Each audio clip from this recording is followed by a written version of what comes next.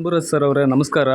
ಆ, ನಮಸ್ತೆ. ಆ, ಈಗ ಆರೋಗ್ಯವಂತ ಸಮಾಜವನ್ನು ಮಾಡಬೇಕು ಅಂತ ಪಣ ತೊಟ್ಟು ಈಗಾಗಲೇ ಸಾಕಷ್ಟು ಪ್ರಯತ್ನವನ್ನು ಮಾಡಿದ್ದೀರಾ, ತುಂಬಾ ಶ್ರಮ ಪಡ್ತಾ ಇದ್ದೀರಾ. ಇದ್ರ ಬಗ್ಗೆ ತಾವು ಒಂದೆರಡು ಮಾತನ್ನು, ತಮ್ಮ ಬ್ಯುಸಿ ಶೆಡ್ಯೂಲ್ ಇದೆ ಆದರೂ ಕೂಡ ನಮಗಾಗಿ ಟೈಮ್ ಮೀಸಲಿಟ್ಟಿದ್ದಕ್ಕೆ ನಾವು ತುಂಬ ಋಣಿಯಾಗಿದ್ದೀವಿ. ತಮಗೆ ಕರ್ನಾಟಕದ ಜನತೆ ನಿಮಗೆ ಋಣಿಯಾಗಿದ್ದೀವಿ. ದಯವಿಟ್ಟು ಈ ಒಂದು ಆರೋಗ್ಯವಂತ ಸಮಾಜ ಇದ್ರ ಬಗ್ಗೆ ಮತ್ತು ಈ ಐಂದಿನ ಆರ್ಗ್ಯಾನಿಕ್ಸ್ ಇದರ ಸ್ಥಾಪನೆ ಬಗ್ಗೆ, ಇದರ ಒಂದು ವಹಿವಾಟುಗಳ ಬಗ್ಗೆ ಎಲ್ಲ ಒಂದು ಸ್ವಲ್ಪ ವಿವರಣೆ ಹೇಳಬೇಕು ಸರ್. ಸರ್ ನಮಸ್ತೆ.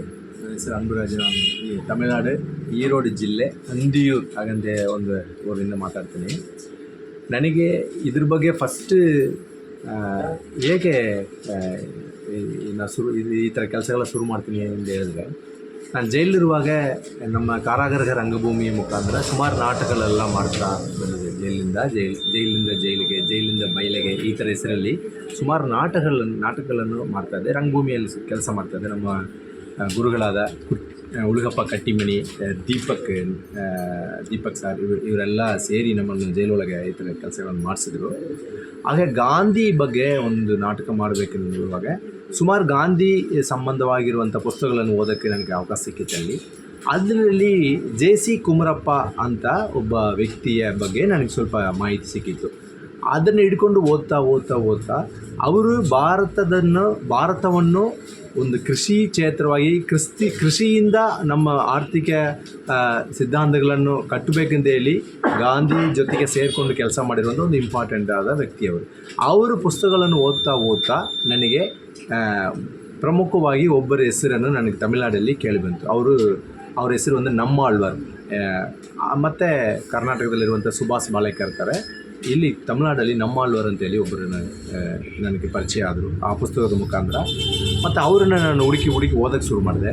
ನನಗೆ ಅದರಿಂದ ನಾನು ಈ ಹಸಿರು ಕ್ರಾಂತಿಯಿಂದ ನಮ್ಮ ದೇಶ ಹೊಟ್ಟೆ ತುಂಬಿಸ್ಕೊಂಡಿದ್ವಿ. ನಾವು ಹಸಿರು ಕ್ರಾಂತಿ ನಡೆದಲ್ಲಿದ್ರೆ ನಮಗೆ ದೊಡ್ಡ ಅನ್ಯಾಯ ಆಗ್ಬಿಡ್ತಾಯಿತ್ತು, ಎಲ್ಲರಿಗೂ ಅನ್ನ ಸಿಗ್ತಾಯಿಲ್ಲ ಇಷ್ಟು ಜನರಿಗೆ, ಆ ಥರ ಎಲ್ಲ ಭಾವಿಸ್ಕೊಂಡಿರುವ ಸಂದರ್ಭದಲ್ಲಿ ನನಗೆ ಭಿನ್ನವಾದಂಥ ಒಂದು ಅಭಿಪ್ರಾಯ ನನಗೆ ಇದರಲ್ಲಿ ಸಿಕ್ಕಿತ್ತು. ಆಮೇಲೆ ಈ ಹಸಿರು ಕ್ರಾಂತಿ ನಂತರ ಏನಾಗಿದೆ ಭಾರತದಲ್ಲಿ, ಇಲ್ಲಿರುವಂಥ ಕೃಷಿ ಕ್ಷೇತ್ರದಲ್ಲಿ ಏನು ಡೆವಲಪ್ ಆಗಿದೆ, ಮತ್ತು ನಾವು ಆರ್ಥಿಕವಾಗಿ ನಮ್ಮ ಕೃಷಿ ಕ್ಷೇತ್ರ ಹೇಗಿದೆ, ಮತ್ತು ನಾವು ದೈಹಿಕವಾಗಿ ಇದನ್ನು ತಗೊಳ್ಳುವಂಥ ಜನರ ಆರೋಗ್ಯ ಸ್ಥಿತಿಗಳು ಹೇಗಿದೆ ಹಾಗಂತೇಳಿ ಸುಮಾರು ಅದನ್ನು ಓದೋಕ್ಕೆ ಶುರು ಮಾಡಿದೆ.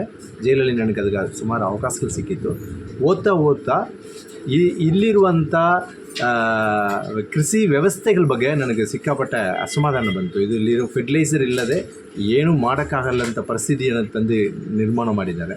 ಇದರಿಂದ ಒಂದು ಊರಲ್ಲಿ ಒಂದು ಹಾಸ್ಪಿಟ್ಲ್ ಇದ್ದ ಜಾಗದಲ್ಲಿ ಈಗ 10-15 ಆಸ್ಪತ್ರೆಗಳು ಶುರುವಾಗಿದೆ.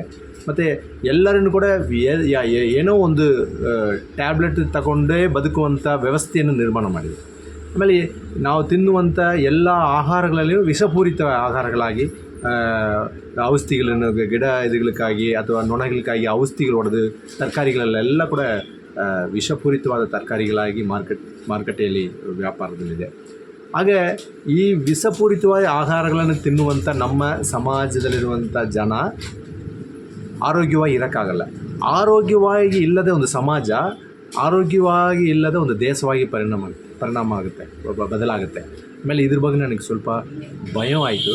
ಆಮೇಲೆ ನಾನು ಜೈಲಿಂದ ಬಂದ ಮೇಲೆ ನನಗೆ ಏನು ಮಾಡಬೇಕಂತೇಳಿ ನನಗೆ ಸುಮ್ಮನೆ ಹೆದರ್ಕೊಂಡು ನನ್ನ ಕುಟುಂಬಕ್ಕೆ ಈ ಥರ ಒಂದು ಸಾವಯವ ಕೃಷಿಯಲ್ಲಿ ಬೆಳೆದ ಆಹಾರಗಳನ್ನು ತಗೋಬೇಕೆ, ನನ್ನ ಮಕ್ಕಳಿಗೆ ಅದನ್ನು ಕೊಡಬೇಕೆಂದೇಳಿ ಹುಡುಕ್ತಾ ಸುತ್ತಾಡ್ತಾಯಿದ್ದೆ.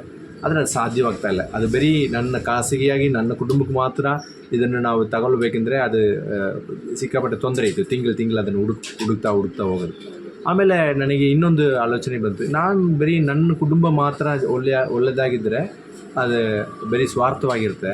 ನಾನು ನನ್ನ ಗೆಳೆಯರೆಲ್ಲ ಸೇರಿಕೊಂಡು ನಾವೊಂದು ಕಮ್ಯುನಿಟಿಯಾಗಿ ಈ ಕೆಲಸನ ಮಾಡಮ್ಮ ಅಂಥೇಳಿ ಫಸ್ಟ್ ರೈತರ ಹತ್ರ ಹೋಗಿ, ನಮ್ಮ ಸುತ್ತಮುತ್ತ ಇರುವಂಥ ರೈತರುಗಳ ಹತ್ರ ಹೋಗಿ ಈ ಫಾರ್ಮಿಂಗ್ ಮೆಥಡ್ಗಳನ್ನು ಬದಲಾಯಿಸೋಕ್ಕಾದಂಥ ಪ್ರಚಾರಗಳು ಮಾಡ್ತಾ ಫರ್ಟಿಲೈಸರನ್ನು ಬಳಸಿ ಅಥವಾ ಭೂಮಿಯಲ್ಲಿ ವ್ಯವಸಾಯನೇ ಮಾಡದೆ ಬಿಟ್ಟೆ ಸುಮಾರು ಜಮೀನುಗಳನ್ನು ನಾವು ಟೇಕ್ ಓವರ್ ತಗೊಂಡು ನಾವು ಅವ್ರಿಗೊಂದು ಸರಿಯಾದ ಬೆಲೆಯನ್ನು ಕೊಟ್ಟು ನಾವು ಅದನ್ನು ತಗೊಂಡಿದ್ರೆ ಖರೀದಿ ಮಾಡೋದಿಲ್ಲ, ಅವರೇ ವ್ಯವಸಾಯ ಮಾಡ್ತಾರೆ, ರೈತರೇ ವ್ಯವಸಾಯ ಮಾಡ್ತಾರೆ. ನಾವು ಅದಕ್ಕೆ ಬೇಕಾದಂಥ ಸಾವಯವ ಬೆಳೆಗೆ ಬೇಕಾದಂಥ ಗೊಬ್ಬರಗಳು ಮತ್ತು ಗೀಟಗಳಿಗೆ ಬೇಕಾದಂಥ ಈ ಸಣ್ಣ ಸಣ್ಣ ನಾವೇ ಮಾಡುವಂಥ ಕೆಲವು ನ್ಯಾಚುರಲ್ ಔಷಧಿಗಳನ್ನು ಕೊಡ್ತಾ ತರಕಾರಿ ಮತ್ತು ಬೇರೆ ಬೇರೆ ಭತ್ತ ಇದೆಲ್ಲ ಹಾಕೋಕ್ಕೆ ಶುರು ಮಾಡಿದ್ವು. ನಾವು ಇದು ಶುರು ಮಾಡುವಾಗ 7 ವರ್ಷಕ್ಕೆ ಹಿಂದೆ ಇದನ್ನು ಶುರು ಮಾಡಿದ್ದೋ. ನಮ್ಮ ಕೈಯಲ್ಲಿ ನಮ್ಮನ್ನು ನಂಬಿ ನಮ್ಮ ಹತ್ರ ಭೂಮಿಯನ್ನು ಒಪ್ಪಡಿಸಿದಂಥ ರೈತರು ಭಾಳ ಕಡಿಮೆ ಇದ್ದರು. ಒಂದು 8 ಜನರ ರೈತರ ಜೊತೆಗೆ ಒಂದು 6.5 ಎಕರೆದಲ್ಲಿ ನಾವು ಶುರು ಮಾಡಿದ್ದೆವು. ಇದೇ ಹೇಗಾಯಿತು ಅಂದರೆ ಈ ಕೆಲಸ ನಮ್ಮನ್ನು ಬೇರೆ ಬೇರೆ ಕಡೆ ನಮ್ಮನ್ನು ತಗೊಂಡು ಹೋಗ್ತಾಯಿತ್ತು.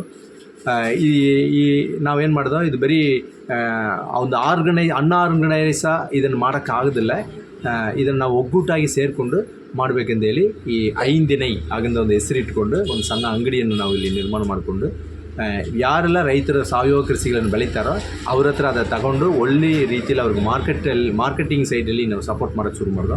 ಆಮೇಲೆ ನಮ್ಮ ಕೆಲಸಗಳನ್ನ ನೋಡ್ತಾ ಇಲ್ಲಿರುವಂಥ ಬುಡಕಟ್ಟುಗಳು ನಮ್ಮ ಜೊತೆಗೆ ಸೇರಿಕೊಂಡ್ರು.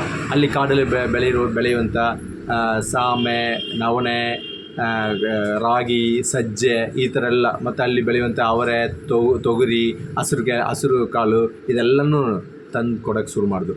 ಆಮೇಲೆ ನಾವು ಅವರನ್ನು ಇದರೊಳಗೆ ಸಮವಳಿಯಲ್ಲಿರುವಂಥ ಈ ಕೆಳಗಿರುವಂಥ ರೈತರುಗಳು ಮತ್ತು ಕಾಡೊಳಗಿರುವಂಥ ಬುಡಕಟ್ಟು ಇರುವಂಥ ರೈತರುಗಳನ್ನು ಸೇರಿಸ್ಕೊಂಡು ಒಂದು ಸಂತೆ ಮಾಡಬೇಕೆಂದು ಹೇಳಿ ನಾವು ಈ ಅಂಗಡಿಯನ್ನು ನಿರ್ಮಾಣ ಮಾಡಿದ್ದೀವಿ. ಈ ಅಂಗಡಿ ಹಿಂದೆ ಬರೀ ನಾನು ಮಾತ್ರ ಅಲ್ಲ, ಇದು ಐಡಿಯಾಲಜಿ ಈ ಪರಿಕಲ್ಪನೆ ಮಾತ್ರ ನನ್ನದು. ಇದರೊಳಗೆ ಸುಮಾರು ರೈತರುಗಳಿಗೆ ಕೆಲಸ ಮಾಡ್ತಾರೆ, ಬುಡಕಟ್ಟುಗಳಿಗೆ ಕೆಲಸ ಮಾಡ್ತಾರೆ.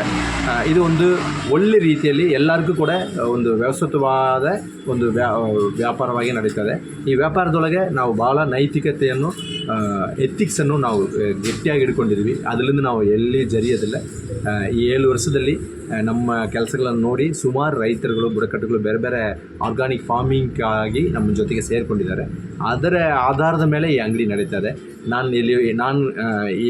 ನಾನು ಇದು ಮಾಲೀಕ ಆಗಂತ ಹೇಳಿ ಸರ್ ಹೇಳಿದ್ರು. ನಾನು ಮಾಲೀಕ ಅಲ್ಲ, ನಾನು ಈ ಅಂಗಡಿಯಲ್ಲಿ ಎಲ್ಲರಿಗಿಂತ ಪ್ರಾಮಾಣಿಕವಾದಂಥ ಕೆಲಸಗಾರ. ನಾನು ಪಕ್ಕಾ ನನ್ನ ಕೆಲಸದಲ್ಲಿ ಇದು ಮಾಡೋದಿಲ್ಲ, ರಾಜಿ ಮಾಡಿಕೊಳ್ಳೋದಿಲ್ಲ. ನಾನು ರೈತರ ಹತ್ರ ಎಲ್ಲಿಯೂ ರಾಜಿ ಮಾಡಿಕೊಳ್ಳೋದಿಲ್ಲ. ನಾವು ಪಕ್ಕಾ ಭೂಮಿಯಲ್ಲಿ ನಾನು ವಿಷವನ್ನು ನಾನು ಹಾಕೋದಿಲ್ಲ ಅಂತೇಳಿ ಯಾರು ಪ್ರಮಾಣ ಮಾಡ್ಕೊಳ್ತಾರೋ, ಯಾರು ಸತ್ಯ ಮಾಡ್ಕೊಳ್ತಾರೋ, ನಾವು ಅವರನ್ನು ಮಾತ್ರ ಸೇರಿಸ್ಕೊಂಡು ಈ ಥರ ಒಂದು ಕೆಲಸಗಳು ಮಾಡ್ತಾ ಬಂದಿದ್ವಿ. ಇದು ಒಳ್ಳೆ ರೀತಿಯಲ್ಲೇ ಹೋಗ್ತದೆ. ನನಗೆ ಈ ಕನಸು ಈ ಗಾಂಧಿ, ಕುಮರಪ್ಪ, ಸುಭಾಷ್ ಬಾಳೇಕರ್, ತಮಿಳ್ನಾಡಲ್ಲಿ ನಮ್ಮಾಳ್ವಾರ್ ಇವರೆಲ್ಲರ ಕನಸುಗಳಿಗೆ ನಾವು ನಮ್ಮ ಕೈಲಾದಂಥ ಸಣ್ಣ ಕೆಲಸಗಳನ್ನು ಮಾಡ್ತಾ ಹೋಗ್ತಾಯಿದ್ವಿ. ಇದು ಬರೀ ಅಲ್ಲಿ ನಾನು ಒಬ್ಬನ ಮಾತ್ರ ಸಾಕಾಗೋದಿಲ್ಲ.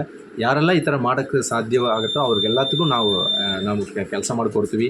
ನಮ್ಮ ಹತ್ರ ಇರುವಂಥ ಆಲೋಚನೆಗಳನ್ನು ಅವ್ರ ಜೊತೆಗೆ ಹಂಚ್ಕೊಳ್ತೀವಿ. ಅವ್ರಿಗಾಗಿ ನಾವು ಈ ಕೆಲಸ ಮಾಡಿಕೊಡ್ತೀವಿ. ಈ ಥರ ನೂರಾರು ಅಂಗಡಿಗಳು ರೈತರನ್ನು ಮತ್ತು ಸುತ್ತಮುತ್ತ ಇರುವಂಥ ಬುಡಕಟ್ಟುಗಳನ್ನು ನಾವು ಸೇರಿಸ್ಕೊಂಡಿದ್ವಿ.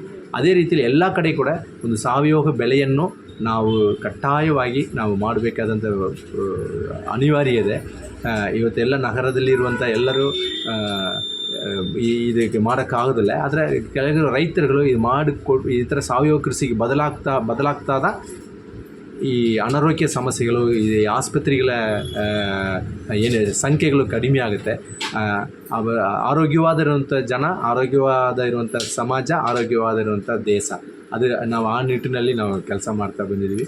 ನನಗೆ ಈ ಆಲೋಚನೆ ಜೈಲೊಳಗೆ ಇಲ್ಲಿ ಒಂದು ಕತ್ತಲ ಕೊಠಡಿಯಲ್ಲಿ ಮಲಗಿರುವಾಗ ಸಿಕ್ಕಿರುವಂಥ ಒಂದು ಪುಸ್ತಕದಿಂದ ನನಗೆ ಇದು ಸಿಕ್ಕಿದೆ. ನಾವು ಭಾಳ ಖುಷಿಯಿಂದ ಈ ಕೆಲಸ ಮಾಡ್ತಾಯಿದ್ದೀನಿ.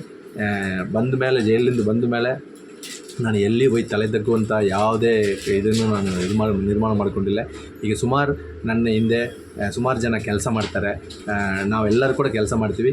ಈ ಅಂಗಡಿಯಲ್ಲಿ ಒಂದು 10 ಜನ ಕೆಲಸ ಮಾಡ್ತಾರೆ. ಇದಕ್ಕಾದ ಸಣ್ಣ ಒಂದು ಪುಟ್ಟ ಫ್ಯಾಕ್ಟ್ರಿ ಒಂದು ಕಟ್ಕೊಂಡಿದ್ದೀವಿ. ಅಲ್ಲಿ ಕೂಡ ಸುಮಾರು ಒಂದು 10-15 ಜನ ಮಹಿಳೆಯರು ಕೆಲಸ ಮಾಡ್ತಾಯಿದ್ದಾರೆ. ಬುಡಕಟ್ಟುಗಳಿದ್ದಾರೆ, ರೈತರಿದ್ದಾರೆ. ಹೀಗಾಗಿ ಒಂದು ಕುಟುಂಬವಾಗಿ, ಈ 5ನೇ ಒಂದು ಕುಟುಂಬವಾಗಿ ನಾವು ಹಂಗೆ ಸಾಗಿಸ್ತಾ ಮುಂದೆ ಹೋಗ್ತಾಯಿದ್ದೀವಿ. ಅಷ್ಟೇ ಹೇಳ್ಬೋದು ಸರ್. ಧನ್ಯವಾದಗಳು ಸರ್.